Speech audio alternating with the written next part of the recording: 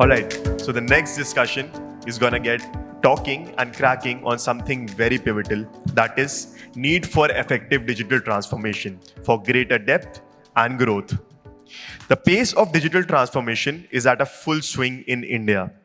The industry stakeholders have expedited their digital transition efforts in front-facing and back-office operations.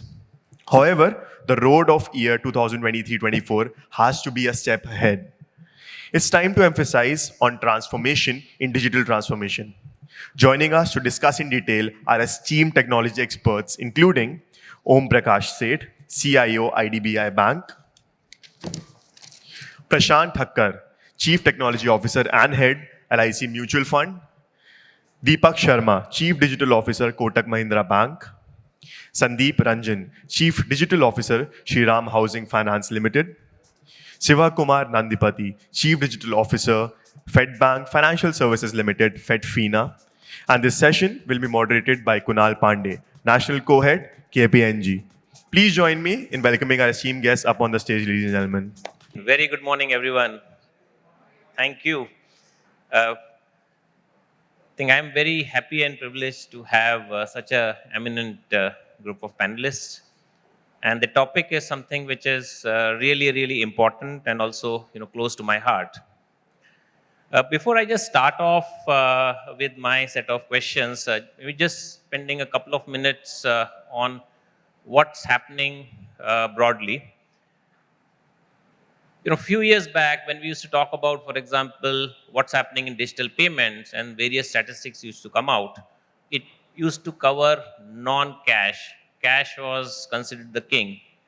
And now we are seeing that the digital payments are crossing what's happening at the cash market. So transactions are crossing there.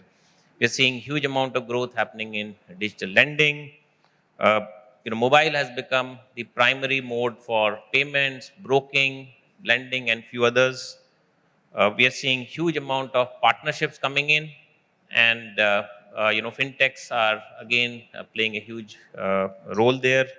Of course, in an India market, there are a lot of foundational initiatives and capabilities which have been built, whether it is identity or other rails. And all this, is really looking at this still large, underpenetrated or underserviced market who needs innovative products, who needs transformative products to fulfill their financial services needs. I think that's the context. And I have with me, as I said, a really experienced set of people who have doing work on this area with their respective organizations and have huge to share with us. So without wasting any more time, let me start off. And so Deepak, maybe if I will start with you and start with my first question.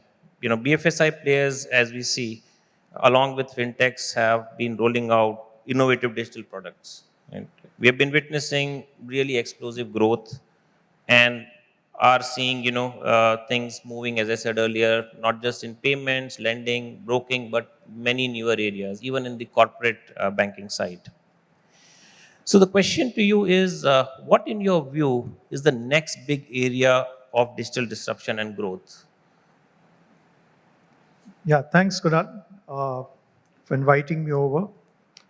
As you rightly said, I think all financial institutions, irrespective of banking, broking, insurance, I think everybody is trying to not just do transformation from the technology lens, but to see how they can be more customer-centric, find ways to create value for the customer and in turn for the organization as such.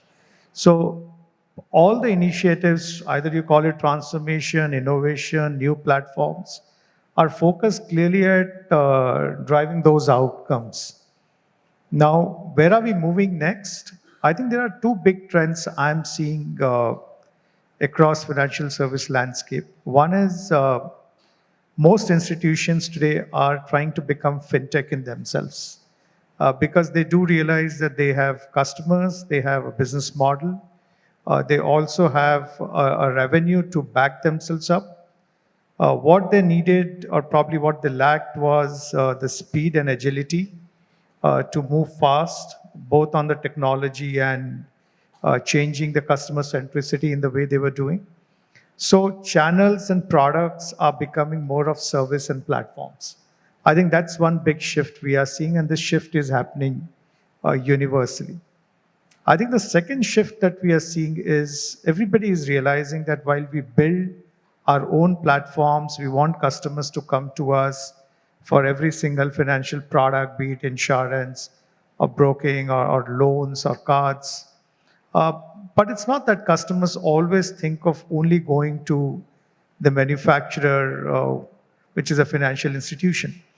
Customers are there across ecosystems. So I think the products are now getting manufactured by, say, banks uh, to be consumed where the customers are. So if you are at a retail store and you need a credit at the point of checkout, probably when you swipe your card, the terminal will give you a loan. Or when you are at an e-commerce site, at the point of checkout, you will get credit. So we are seeing the second big shift is the financial services becoming more what I call embedded technology and financial service. So you have a product, but the product is invisible. It's available through set of APIs, which seamlessly gets integrated at the point of consumption. So you will start seeing more and more of that invisible layer of financial service. Apart from what I said, financial services are becoming more of fintech and platform players.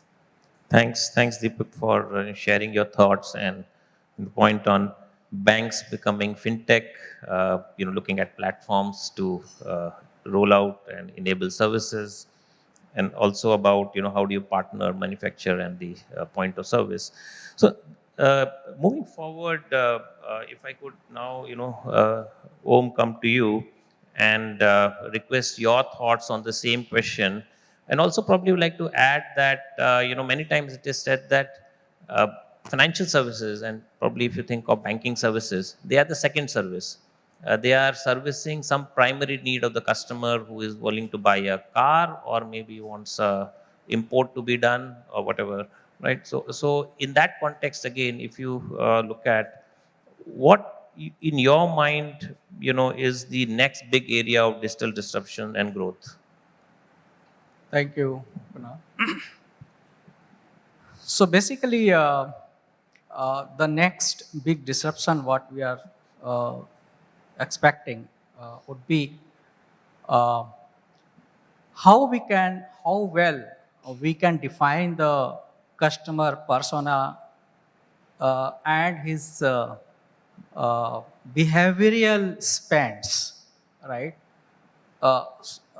Churning around a lot more data around it, and so that I can predict what is going to be his next move in terms of the purchase, loan, or whatever he plans to do. And so that the kind of offer I can make is very much contextual, very personalized, and specific to the need. That's where we need to be. Right now, if I see in today's world, a lot more offers, cross-sell, upsell, whatever the marketing, SMS, spams, SMS, email, and all those channels are done, the conversion rate of the leads are very, very low. Very, very low. The reason behind this that we never understand whether the customer, what he needs and when he needs. Irrespective of that, we just create something which fits for all and just try to, blast with those kind of campaigns, which makes counterproductive. So the way we would looking to the disruptive is that where we keep on collecting lot more customer data. So there is going to be a lot more customer data collection from the social media, tracking of his activities, whatever he has been doing, so that and use that as a AIML models, to predict what is going to be his next move, and accordingly, through the right channel at the right time and the right context, I offer the most enticing proposal which he cannot deny. I think these all are going to be the driving factors. The reason behind this, suppose it's as simple as if I know that someone's son has graduated or kiddos have graduated, 12th, right? So of course there is going to be a need either those they will be taking some admissions. There is going to be the education loans. Similarly, at the same time, it's very what we are going to do is that we can predict basis on his past data and the events what are happening, and so that accordingly I can offer what exactly he needs. That's where is going to be the entire disruption into this area. And the first is the need and campaign. The second is that the way we service that needs to be much more frictionless, very, very agile. Forget about hours, 15 minutes. It needs to be the kind of split second kind of thing. And so accordingly, the back-end processing of the loan approval and other thing has to be geared up with lot more AI ops and automated journeys, which can turn around within blitz of second. That's where the disruption. So one thing is the market, how it is moving. And second thing, the industry or the firm or the banks or BFSI, how they are adopting themselves to become agile and resilient to cater to that kind of the market. So thanks for your thoughts. Very personal and using data. I think that's really coming out very, very clearly on how you can provide that seamless service to the customers. Moving forward, if I could come to you, Prashant, and from your vantage point and the industry context, what do you see as the next big area of growth and disruption? Thanks, Kunal. So I think for us, while I completely concur to thoughts what the fellow panelists have just shared, but I think one more thing which is very important, which is surely now becoming primal focus for a lot of organization, is modernization of your legacy systems. So legacy modernization is the key. While we are looking at now the disruptions happening at people adapting digital modes as at a rapid speed and a lot of digital transformation happening. But I think what is more important for us to see as, for a true 360 customer experience, it's not only important to work on or create that experience just a front facing or 180 degree, but it has to be complete 360 degree. And I think that is where now it's important that everyone needs to focus on modernizing those, whatever has not been so far. While the journey has begun for most of them, everyone is at different stage with different milestones in mind. So I think that is becoming a key focus, and especially to bring in that operational efficiency to have that right experiences is something which is very important, I feel. And that's, if you ask us, for us, we are also on the similar path and we have got into the journey. So I think a lot of organization, it's all about the organization 2.0. And that is where it's not about only, the transformation on the front end or the customer journey, but it's equally important that how efficiently you are able to bring that transformation within your systems also to give that the true experience what you're talking. And I think in earlier a leaders panel, what they were discussing about the employees, I think it's the same. So if you ask us, it's the customer experience, not only the external facing, but internal also. And that is what something which is going to be the primary focus, at least for us, and I'm sure a lot of these organizations who have been in existence for some time, and then now they are looking at kind of a 2.0.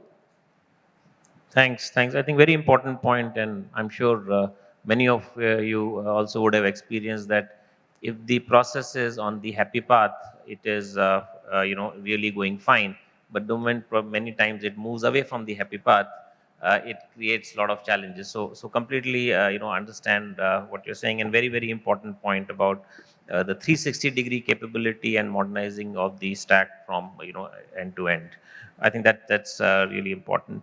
Let me move forward to my next question. And what I want to kind of start by saying is that when we look at the digital offerings, technology comes in the core, and many all your answers to the first question about what is the next growth area is somewhere alluding to what capabilities technology is bringing in.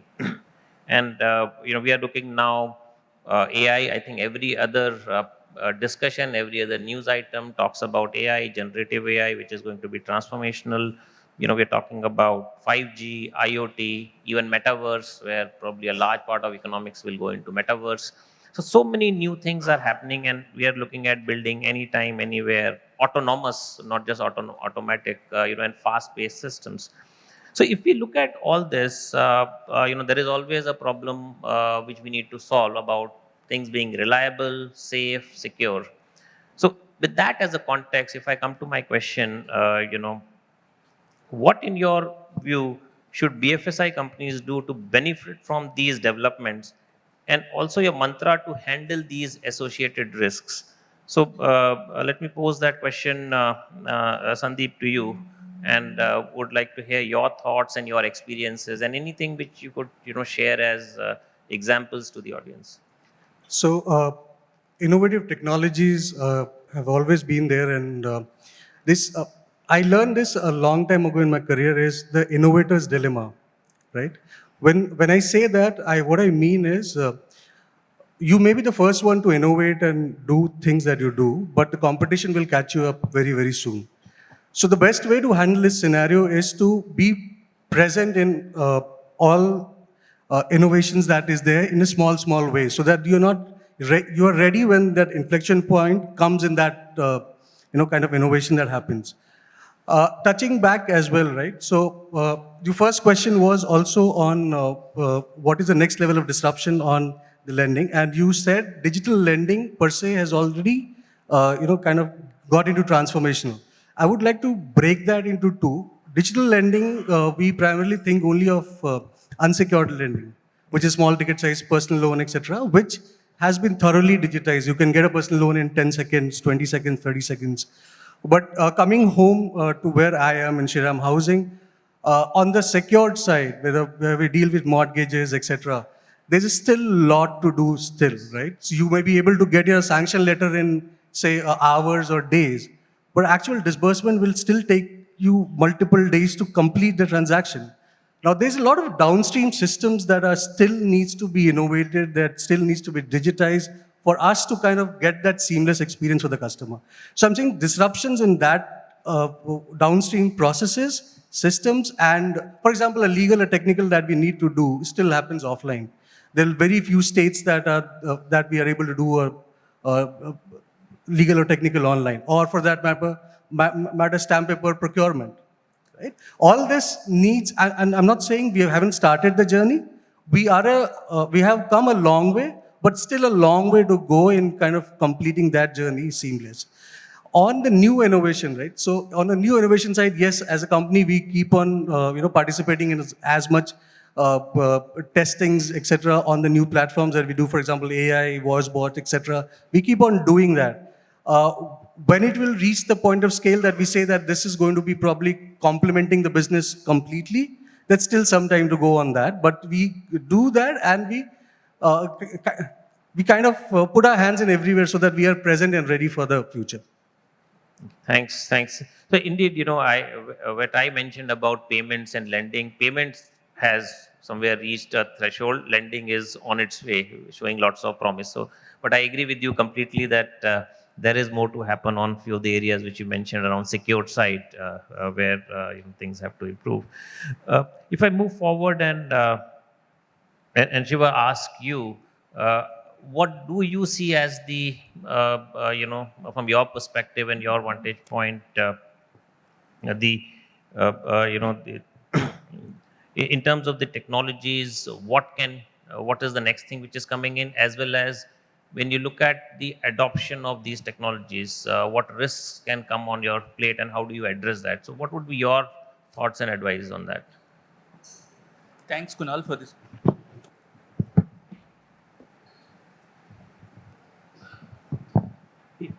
Thanks, Kunal, for this question.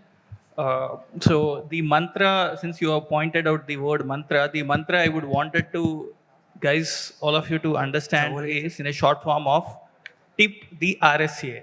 I'll explain each and every word so that I cover the technologies which we are using along with the use cases and the innovation which is happening. In TIP divided by RSA is the formula if I have to put it.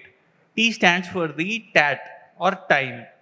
So we will have to definitely admit the younger the generation it's going to be, the patience levels are much, much lower. They wanted everything quickly. So whatever the solution we build, it has to be instantaneous. So for that, digital is the primary mode, but otherwise also this is something we'll have to keep in our mind. So second T afterwards, I. I stands for the innovation. So in innovation, we have artificial intelligence and machine learning. I'll take some couple of use cases in the NBFC industry. We were using artificial intelligence for our credit underwriting as well as for the vintage analysis. So we would try to understand which customer is going to get defaulted based on the machine learning models and make the preventive measures accordingly.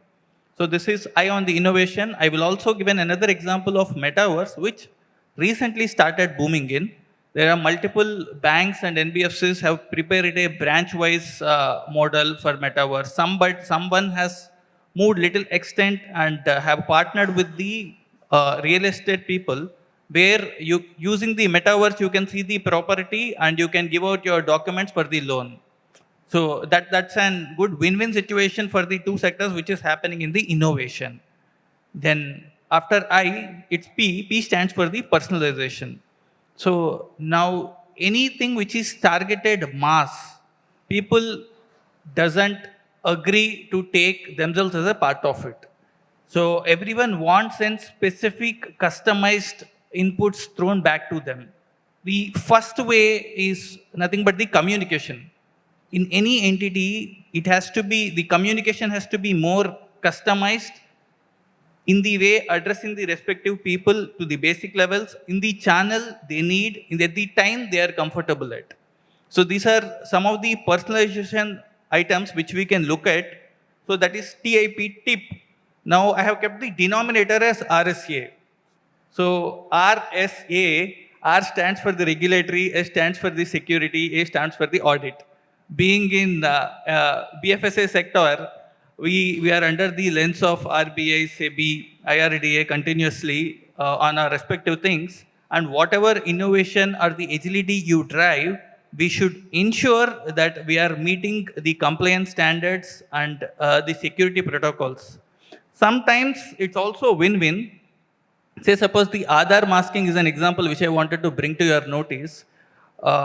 Earlier are the days when there was, we used to sign on the Aadhaar Xerox and give it, which used to stay in the warehouses or the, now compared to that you are giving your Aadhaar in a masked format, which is stored in a separate vault, is much more secure, right? So security also sometimes drives the digital transformation and agility. And honestly, I would consider this RSA as a unit which are equal to the brakes in the car. If your vehicle doesn't have brakes, you will not be able to accelerate higher. So with that, I would put my mantra back as tip the RSA. Thanks. It's a good way of putting it, tip the RSA, and I think all the points are very relevant. Let me move forward, and probably, this prompts me to another acronym or probably a big mantra in itself. And Deepak, I'll probably come to you for this, is when one looks at technology and one looks at lots of potential which technology brings in and also risks, but ultimately is it beneficial to the business?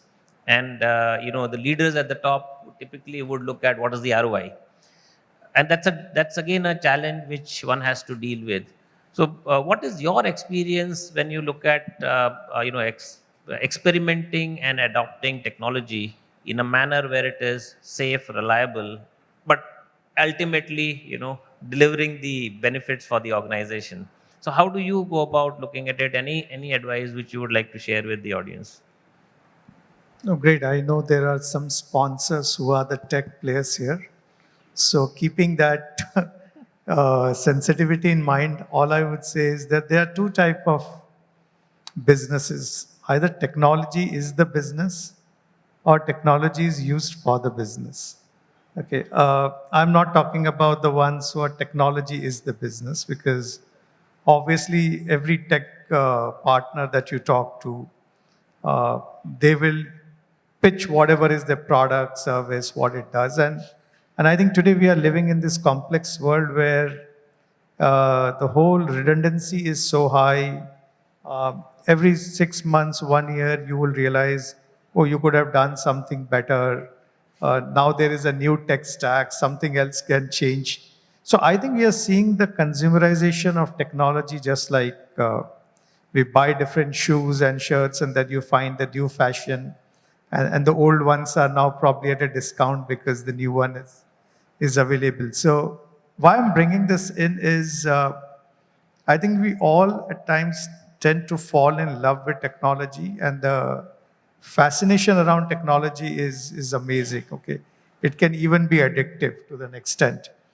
However, when you are looking at technology for the business, and I think across financial service, where we know that at the end of it, we used to be typically on a capex cycle, right? So you could depreciate the assets, and when you were investing on a lot of tech, you were looking at it probably a 5-10 years kind of horizon, be it the core systems, loan, card, insurance. You were buying systems which were for robustness. It had a longer shelf life, and thereby you could justify. But today, I think we are seeing the whole tech stack changing dramatically, because while the core at times we say is unable to scale up, they are robust and resilient, but they are not flexible and agile. So a lot of us have started to build our own, in banking we call it as a digital banking service layer or an orchestration layer. And then we build that experience layer. I think a lot of changes today are largely happening at the experience layer. I think experience layer will continue to keep changing and evolve depending around new business opportunities or where the speed to market is key. I think we are seeing investment today happening on all three. The modernization of core, which are largely API first or designed for cloud, not necessarily going to cloud, but at least designed for hyperscalers. Those are the kind of investments I think justifies, because when you are overhauling, you are creating the capabilities which keeps you future ready. I think a lot of work today is happening in the orchestration layer, and again, there is a merit, because be it API gateways or microservice designs or building the kind of a low-code, no-code kind of platforms, or creating your integrated CRM for sales service, which can connect to multiple channels from where customers come. So I think, again, there is an investment on orchestration because it helps you be more agile. Where I still see concerns is not on the technologies which are established, use cases which are built. For example, cloud is a classic debate, right? Should you go to cloud, should not go to cloud? I think 2 years back, every forum, everybody was talking cloud. Today, a lot of us have gone to cloud and we realize that cloud is not cheap. So you have to start now finding a right balance between a private versus a public versus your own data center. But then your investment, your application should be such where it can move to cloud if required, or certain things can be scaled up or scaled down, but you are not doing a lift and shift for cloud. So question today, I keep saying, when we look at ROI for technology, I break it into three. One is the technology modernization to stay in business. It may not give a huge incremental advantage, but if you don't do it, you'll be seen as a laggard, and thereby you don't even have a right to play. So technology investments in the bucket one becomes more of a hygiene, because that is must to stay where you are.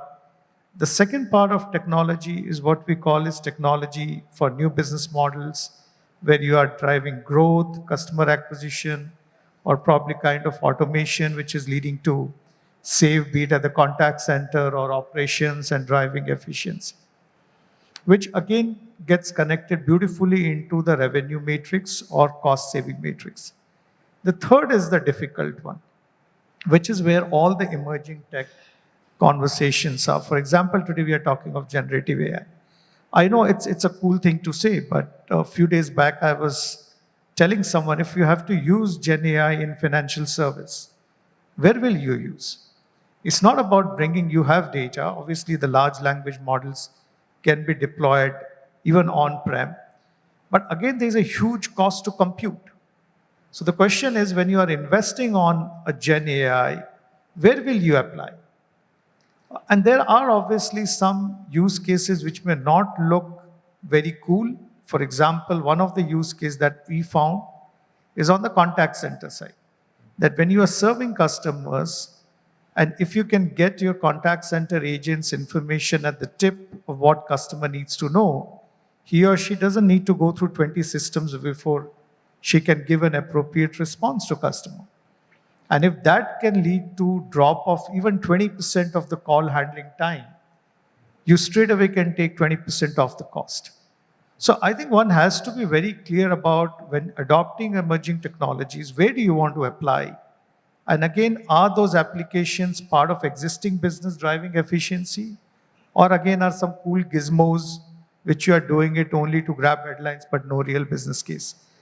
So I think these are the three buckets through which I look at technology priority. Thanks, Deepak. Well said. And maybe one thing which was just coming to my mind on the first one, which is around technology modernization, which you said, is somewhere I would say, technology modernization, the readiness needs to be somewhere looked at the way many times we are called upon for a CSAT score, right? So after your car gets serviced, when you get a call, you are asked that rate 10 as very good, 9 as good, and everything else is not good. So technology modernization, I would probably say, needs to be looked at from that lens, that if you're not right up there, maybe above 90%, it doesn't matter whether you're 80% or 60%. So that's probably a challenge which keeps coming, across. And of course, the experiential layer and the emerging technology which you mentioned is equally important. I would like to ask the same question, Prashant, to you also. You did mention in the first response about end-to-end 360-degree, and I'm sure ROI is a key question there. So how do you look at ROI, and anything which you would like to share with the audience? Yeah, thanks.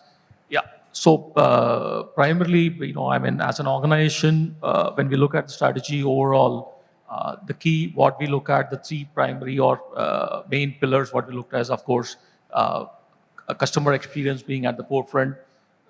Then, of course, the technology and risk being the two support pillars around that. So anything, while we have to get into, I think these are the three factors we always look into. ROI is always important, no doubt about it. But sometimes when you are trying to bring in some maybe innovation or trying to experiment something new, you cannot start your journey on experimenting that with ROI in mind. I think what is more important for us is to look at what is it that you want to achieve. It's not always that all experiences will be able to justify your investments, or you can be looking at an ROI. Some are tangible. Of course, that's surely a primary focus, but I think I will like to look at ROI from maybe in two ways. One is, of course, the directly tangible, where you can see. Second is sometimes also a very intangible way where you are able to bring in some experiences which will surely not be able to give you a right ROI on the paper, but it's surely looking at it as a long-term investment where you are investing in those experiences which can surely yield better results in a different way. And that is something which is very important to consider. And just adding on what he said, that technology, lots of things coming, and everyone is fascinated by adopting new technologies every time. I think what is more important is just not getting into that race that I want to adapt the technology. What is more important to look at is it the right fit for you, or is it the right technology to deliver the business requirement what you have? So I think that becomes more important again. So maybe you may not be the first one, you may not be the innovator every time. But I think what is more important is how innovatively you are able to, power your business and help them drive in the right direction should be the key focus here. Thanks. I think the point that you have to have your strategy and not really look at being the first every time. I think that's a very important point. And as you answered about experience and ROI, one of the point which came to my mind, which I just want to add on, is that one is of course the quantitative ROI, but ultimately the board top management loves the language of money. So translating even experiential into somewhere a metric, which is again becomes an important area, and I do see things happening on that direction also. Moving forward, coming towards the end of the discussion session, so into the next question, and Om, I would like to probably ask you. India, we have seen lot of foundational capabilities being built. Whether you look at identity, you look at payment rails, you look at these data sharing networks. Also, regulations are coming in, but then there's also a point about is it enough? And from a regulation side, I might say that is it always step forward or 2 step forward and 1 step backward? So, as someone who is being looked at by the consumers as well as the organizations to deliver, what would be your ask of something which you would like to happen there in terms of either some new capabilities or from a regulatory side, as a person from the industry, what would be your ask, and anything which you would like to share with the industry, and maybe through this forum share with the larger people who can make the changes. Thank you. So basically, as you said rightly, that this is quite evolving area, right? So the things are evolving and taking shape. And of course, the ecosystem plays very important role, which direction and how the shape is moving. Since it is being a evolving type of nature, so what is required over here is that some level playing fields by regulators. The digital works on 2 or 3 things. First thing is that there need to be a networking effect, right? And the networking effect comes when it crosses the critical mass, right? So all the new technologies, whatever they're coming up, right? Then the regulators in such a way which is conducive. At the same time, which increases the adoption. If you see most of the consumers, we are also kind of risk averse, I would say. We are risk averse. We don't want to be the first one to try and test out.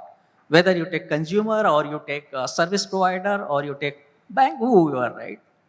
And so at that point in time, it's important that whatever the risk emanating because of new technology platform, there are sufficient mitigation around in place. And I think that's the job of what we are expecting the regulators to play, to ensure that whatever the fintechs are coming up, what are new technologies are coming up, whether the risk emanating out of it might be because of the financial risk or user adoptance or technology risk, are they sufficiently taken care so that we can be convinced upon that, yes, this platform, good platform, we can go with this.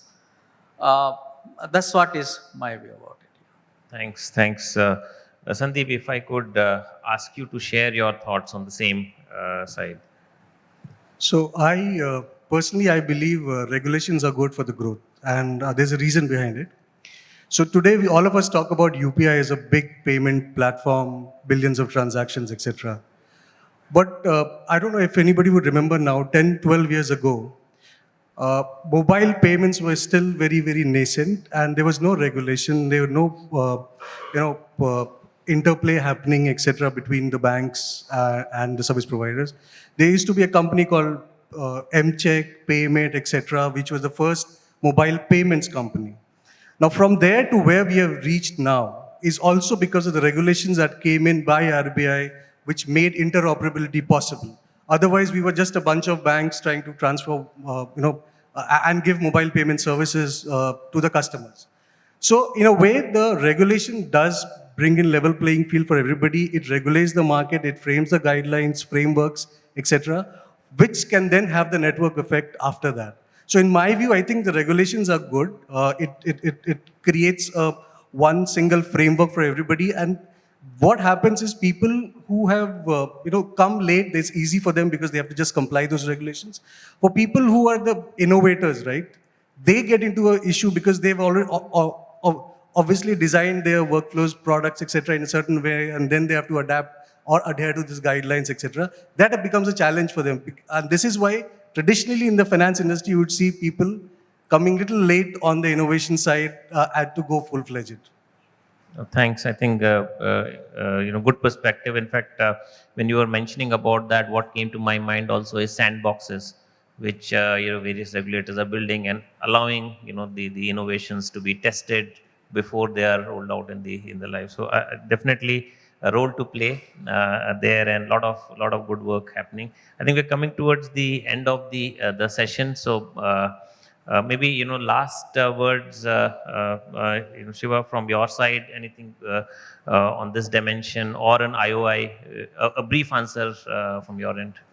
So while the fellow panelists actually covered about regulation, I also wanted to bring in another dimension of see it from the holistic picture. So the demonetization which has happened has fueled a lot for the digital payments, and now we don't even carry so much cash in our wallet, right? So while the demonetization happened from the government may not be regulated, but when you see at a holistic level, things gets fueled. Now the second time when there is a 2,000 rupees pullback from the government, then that the issue was not so much like how it was in the 5 years back. So when you see a regulator from the holistic perspective, maybe you may feel there is something issue for your sector at this point of time, but since they would see all sectors, every human, everyone across, they would be doing the better job, is what I feel. Thank you. I think with that, we are coming to an end of our session. I don't know whether I have time to ask a question or two. So maybe just two questions. Yes, sir. If you could probably, I'll come to you next then. Okay. Yeah. Yes. So I have a question. When you're looking at digital transformation, typically you are doing it with fintech.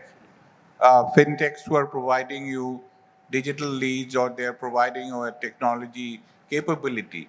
Now, banks per se are, covered under the purview of regulations. So when you look at the customer journey, a large part of it is still happening on an unregulated entity, and then something is happening on a regulated entity, right? So we as financial, leaders in the industry, what is the forum that we have to alert the regulator and to bring about some sanity that an unregulated entity handshaking with a regulated entity can never become a regulated entity that the regulator wants. And in the bargain, the customer has actually the flexibility of exploiting the loopholes of two entities who are on two different domains trying to handshake. So what should be the forum to correct this anomaly? No, I think, see, there are two parts to it. And if you see recently in last 6 to 9 months, the regulators have come out with multiple guidelines, be it on the digital lending guidelines, or regulating the whole payment aggregator space. So I think every space where there is a systemic risk, I think that is getting addressed. Second, whenever any regulated entity like a bank or insurance company, where they work with any fintech, finally, these fintechs come as a technology service provider. So as a TSP, banks have to do their due diligence as they would do with any vendor, be it the outsourcing risk, be it in terms of data privacy and security related risk, or all other vendor due diligence. So to that extent, the registered entity always, or a regulated entity, will always have the fiduciary responsibility of either you are consuming their service, or you are exposing your APIs, or you are finding them as a partner for co-origination. One has to come under one of those guidelines, either of a TSP or a BC or a payment aggregator, or under digital lending guidelines or RIAs, whatever you look at it. And I think today we are seeing a lot many fintechs that I work with, and I mentor a lot of them. They themselves want to get regulated because they are realizing that you just cannot fly under the radar for too long. And it's better in some way or other to come under regulatory ambit, because then they can have a longer runway. Thank you. Sir, you had the question. Hello, good afternoon. In a digital world, today I use 4 apps of different banks. I use ICICI, Citi, SVC, and State Bank of India. From a customer acquisition perspective, what is the differentiator today in a effective digital transformation? I, as a consumer, feel equally happy using all the 4 apps. So from a bank's perspective, what will be a differentiator to create the experience? You gave me It an wasn't option there. to In the do a quick non-digital world, I pitch. could create different, I could So see the differentiator. if you read today's Times of India front page, we have an ad. Ad talks about you get 7% return of FD on your saving account. Hopefully some of you, if you still want the liquidity and want to have a bank give you higher rate of interest, there is a QR code there. You can scan and even open a Kotak bank account. So I think the value proposition is right there in today's TY. I know we are at FEA event, but very soon you will see Ranveer Singh telling you that story to convince why you should look at another bank if you are not with us. Okay. But yes, banks are changing a lot more. Sorry, that was on a lighter side. It's not a pitch. But I think banks are finding ways. It's not just about now opening a bank account for your deposit and liability. We know it's a commodity. Yes. But there are set of credit cards. You may like to pick a bank only for a credit card. You may choose an NBFC or a lender just because you find their mortgage deal is probably better. So as consumers, I think every single financial decision we are out shopping, we are no more loyal to a financial institution for everything that we do. And I think that's what is happening. Banks are realizing that customers' moment of decision for any financial product or wellness, they need a partner. You may choose a different institution to manage your money from a wealth tech perspective than where you make payment. You may use a Phone Pay or a Google Pay for payment, but you will choose another bank to manage your investments, right? So I think we will continue to see multiple financial institutions engaging with customers in a category where they are really good. And will everybody be good in everything, or will all consumers go and put all their eggs in the same basket? I probably don't know. But as a consumer, when I look at it, I think I'll pick and choose who's best in whatever I need as a financial journey. Thank you, sir. Very quick. Sir, I received 2 IVRs from morning in 2 hours from banks and said, if you want credit card, press 1. Sir, we are Does it really work? Sir, we are really short of time. Oh, sorry. I'm sorry. Yeah. We can take it offline. So with this, I would like to close the session. Thanks to all the panelists for sharing their wonderful thoughts and insights. I hope all of you enjoyed and had some questions and notes for all of you. Thank you.